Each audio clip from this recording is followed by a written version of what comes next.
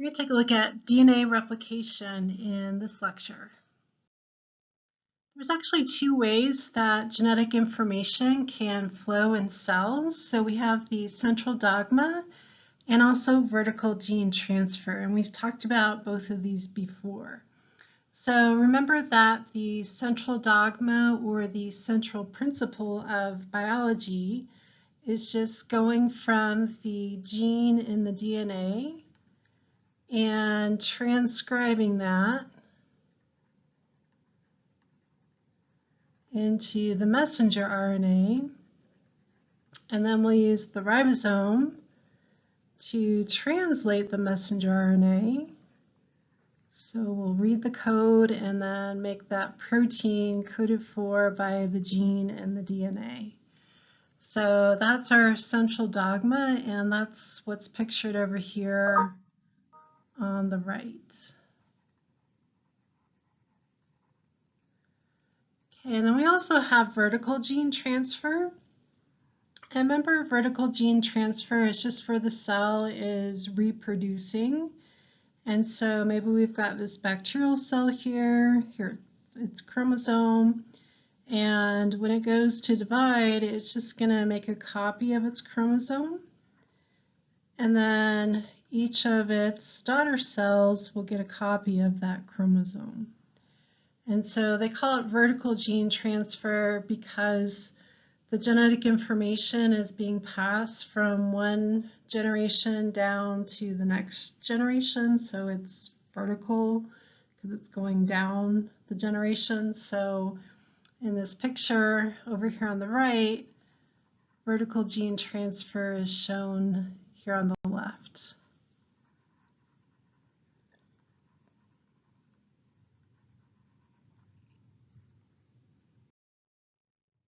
All right, so let's take a look at DNA replication. So this will be looking at this vertical gene transfer. So the cell will be reproducing. So the reason that the cell is going to replicate its DNA, why it would want to make a copy of its chromosome, is that the cell is getting ready to divide. So that's kind of the big picture here. So don't forget about that.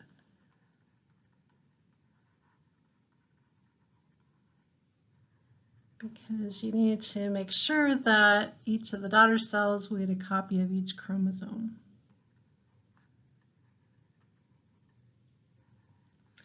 Okay, so we've got one chromosome that is pictured here, and we're going to make a copy of it. So we're just going to take the double-stranded DNA and we're just going to break the hydrogen bonds that are holding the two DNA strands together.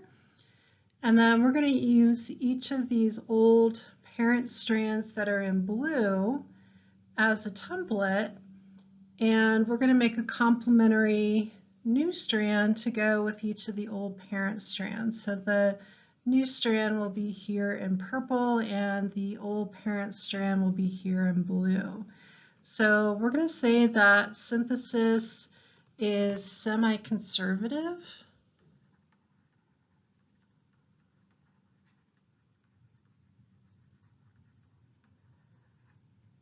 Okay, semi meaning half, and conserving just meaning that we're going to conserve half of the old strand, and then half of this will be new.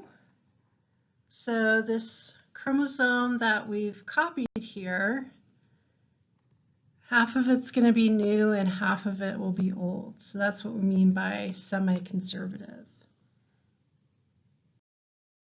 All right, let's take a look at DNA replication in a bacterial cell, which is pretty easy because they just have one chromosome to copy, and it's circular.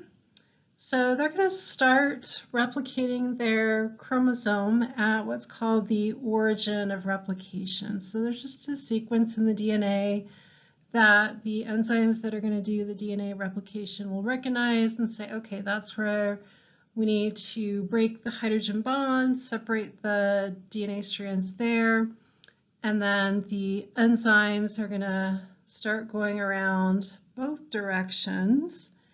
So the DNA replication is going to be bidirectional, so it's going to go both ways around the circle, and they will just go around until they meet on the other side, and there's a termination sequence here that says, hey, that's the end of the replication, that's the end of the chromosome that you have to replicate, and then the enzymes will stop replicating and fall off. Okay, and then they will just separate the two chromosomes apart, and then they will separate those into the two daughter cells. And then they're done with their binary fission, so pretty easy. Okay, DNA replication in eukaryotes, we've got a little bit more going on. So here we're just showing one of the linear eukaryotic chromosomes. And remember, we would have two or more chromosomes in a eukaryotic cell, depending on the species. And if we take a look at this picture, how is the DNA replication going to be different from bacterial DNA replication? So looking at this, hopefully you noticed that there's several places that we've started replicating the DNA here. So there's actually many origins of replication. There's not just one like we had with the bacterial chromosome, but there's many. And we're going to have the enzymes that are replicating the DNA. They will start working in both directions, making the new DNA strands to go with the old parent strand. And then these replication bubbles will then just fuse together. And now we've got two chromosomes where we just started with one. And each of these chromosomes is half old and half new. Okay, that's that semi-conservative replication. So how the DNA replication is different from the bacteria, we have many origins of replication, whereas the bacteria just had one.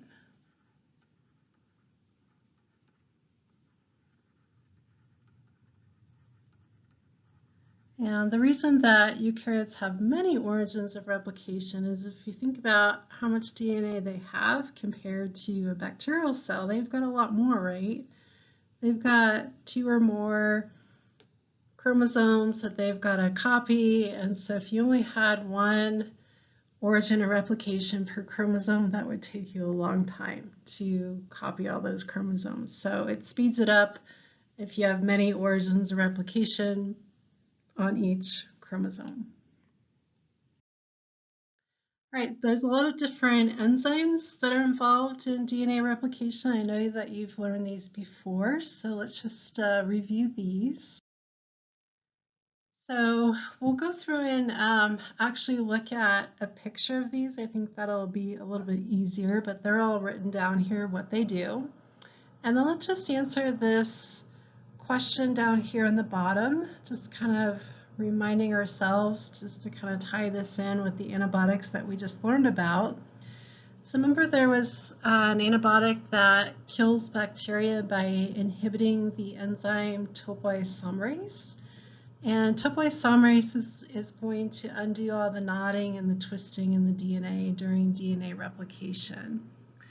So hopefully you remembered that the antibiotic that inhibits topoisomerase, those were the quinolones. Okay, that inhibits the topoisomerase. All right, and then just filling in some more blanks here.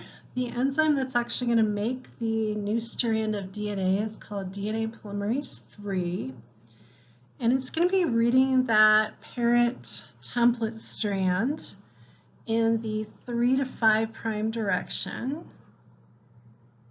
And then it's going to be synthesizing the new strand of DNA in the 5' to 3' direction. So I would memorize that. That probably would make a great test question.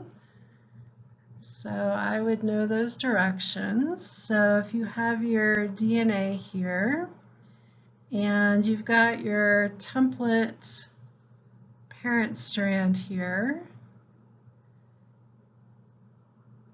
and maybe you've got, here's the sequence. So there's your DNA template strand that you're going to be reading in the 3 to 5 prime direction.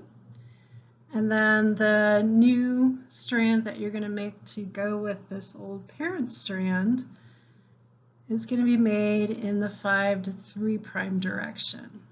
Okay, and so remember the two DNA strands are always anti-parallel to each other. They always run in the opposite directions, and they're always going to be complementary.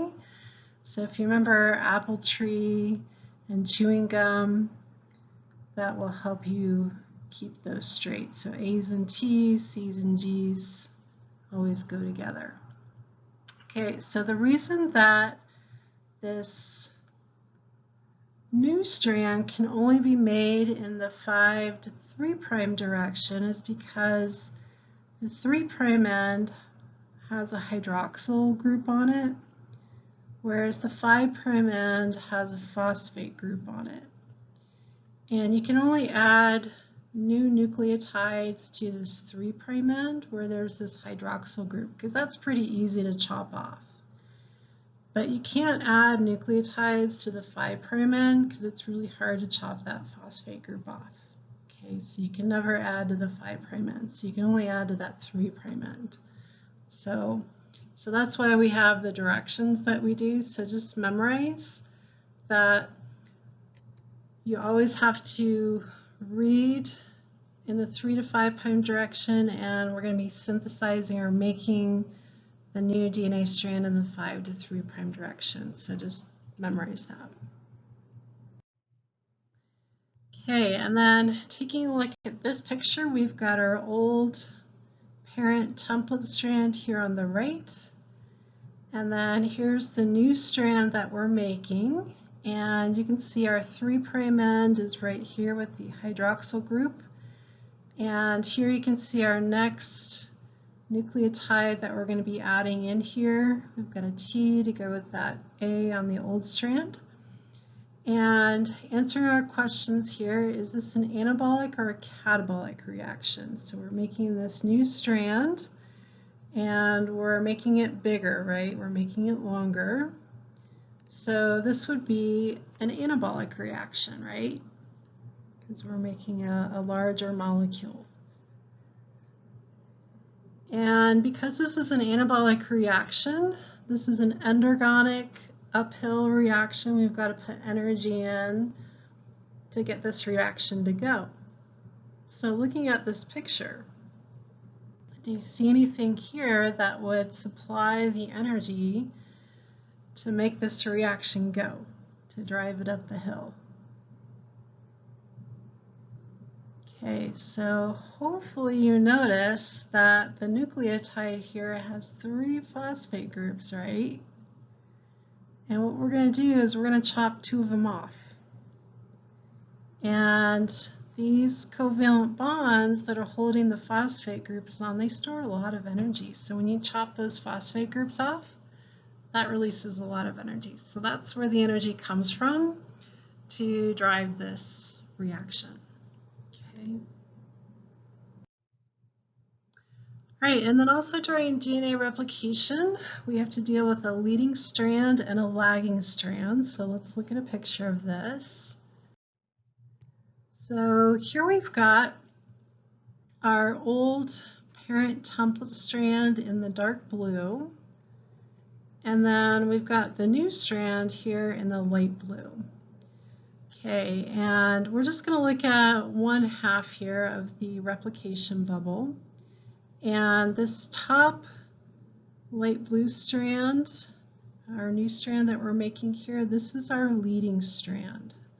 So notice that it's being made going towards that replication fork, and it's just being made in one long continuous piece. Okay, so that's your leading strand.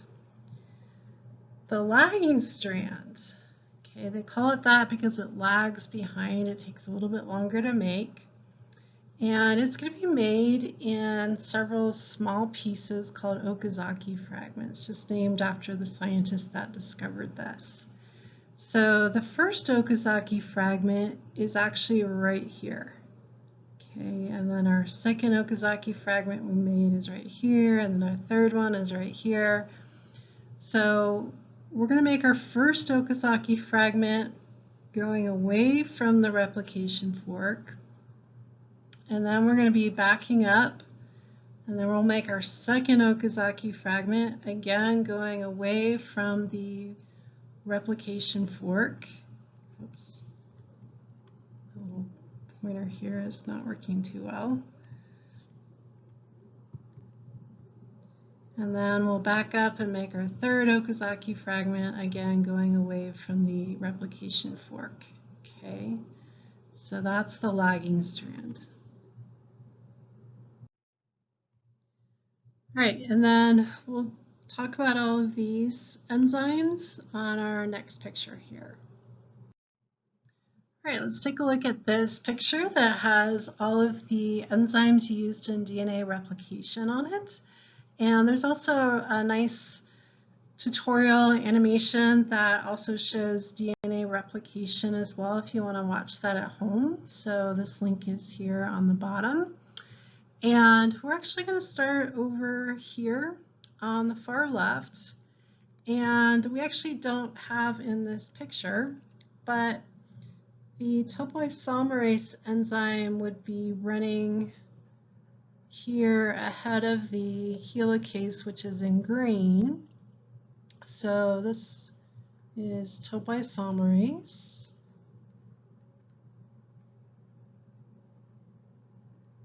So topoisomerase's job is to undo all the knotting and the twisting in the DNA. Okay, and then we've got helicase here in green, and helicase is going to break the hydrogen bonds and separate the two DNA strands apart.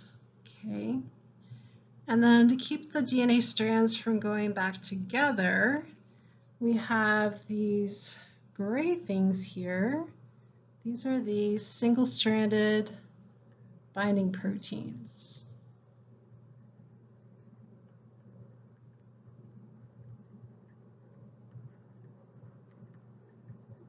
Okay, and there's some up here too, so they'll be on both sides. Okay, so that'll keep the two DNA strands from joining back together because we need to keep them apart while we make the new strands here. All right, so now that we've got the two DNA parent strands apart, now we can use them as templates to make our new strands to go along with the old parent strands. But we need a primer to start the new strands. So we're going to use the enzyme called primase, which is actually pictured over here in pink. But we're going to start over here on the top, and the primase enzyme is going to make the primer here in red, and the primer is actually going to be made out of RNA. Although we are making a DNA strand, the primer is made out of RNA, which we'll replace with DNA a little bit later. Okay, and now we have something to start with, and then DNA polymerase 3, which is actually all the way down here right now, will come in and now start adding the DNA nucleotides to make our new DNA strand. Okay, and this will be our leading strand because it's just being made in one long continuous piece. Okay. All right, so that top one is pretty easy. Now the bottom one, got a little bit more going on. This one's going to be our lagging strand. So we actually started with our first Okazaki fragment down here, and then we did our second one, third, fourth, and then here's our most recent Okazaki fragment that we're starting with our primase enzyme making the RNA primer. And then once we have our RNA primer, then DNA polymerase III will come in and put in the DNA nucleotides until it runs into the previous RNA primer, and then it falls off. And then we need to get rid of the RNA from the primer and replace it with DNA. So DNA polymerase I will come in and replace the RNA primer with DNA nucleotides. So that's what DNA polymerase I is doing here. So it's just taking out the RNA nucleotides and replacing them with DNA. But it can't join the Okazaki fragments together. It leaves a little gap there. So we have another enzyme called DNA ligase that will come in and join the Okazaki fragments together. Okay, so if you remember, the word ligate means to tie together. That might help you remember that enzyme. Okay, so I would definitely know all of these enzymes and what they do, because I could very easily, and I will, put this on the quiz and the exam and ask you what these enzymes are doing. Okay, so make sure you know these, because these are just pretty easy to get right on the quiz and the exam if you know what they do. Okay. All right, and actually all of these replication enzymes are joined together into a little replicating machine called a replisome. Zome just means body or structure. Okay. All right, and then this is just showing you in the bacteria where we've got the origin of replication, where they start replicating the DNA, going around both sides, and then they meet at the termination site, a special sequence on the DNA that just says, hey, we're done copying the DNA replication, that's it. And so the enzymes just fall off, and then they just separate the two chromosomes, and then they just finish dividing those into the two daughter cells. Okay, it's a little bit different in eukaryotic cells because they have linear chromosomes. They're not circular. And remember that the lagging strand, we can't finish replicating that. And so every time you replicate your chromosomes, the ends of the chromosomes get shorter. And so what we do with our chromosomes is we have these telomeres. So these telomeres are just the ends of the eukaryotic chromosomes that contain just these non-coding repetitive sequences of DNA. They don't code for any genes, because we know that we can't finish replicating those, and they're going to get shorter each time we replicate them, and we're going to end up losing parts of our telomeres. So they don't contain any genes. Okay, so those are our telomeres. And you can see in this picture here, on this telomere, this end part of this chromosome, you can see that this part here, this lagging strand, it wasn't finished. So you can see how it's shortened. Okay, but there are some cells that divide a lot, and so they would very quickly run out of telomeres and then start losing parts of their genes. So we have an enzyme called telomerase that will actually lengthen the telomeres. And so in certain cells in our body that divide a lot, they've got this telomerase gene turned on, and they make this enzyme to lengthen their telomeres. And so this is just showing you how this enzyme works, and it will lengthen the longer strand here, and that gives room to put a primer on, and then we can finish filling in the DNA nucleotides and then make that telomere longer, and then the cell can keep dividing longer. So for example, skin cells, your intestinal cells, they have telomerase that's active. Okay, so let's fill in this table. So this would be good to study. So differences in DNA replication between bacteria and eukaryotes. So the number and shape of chromosomes, we have one circular chromosome in bacteria.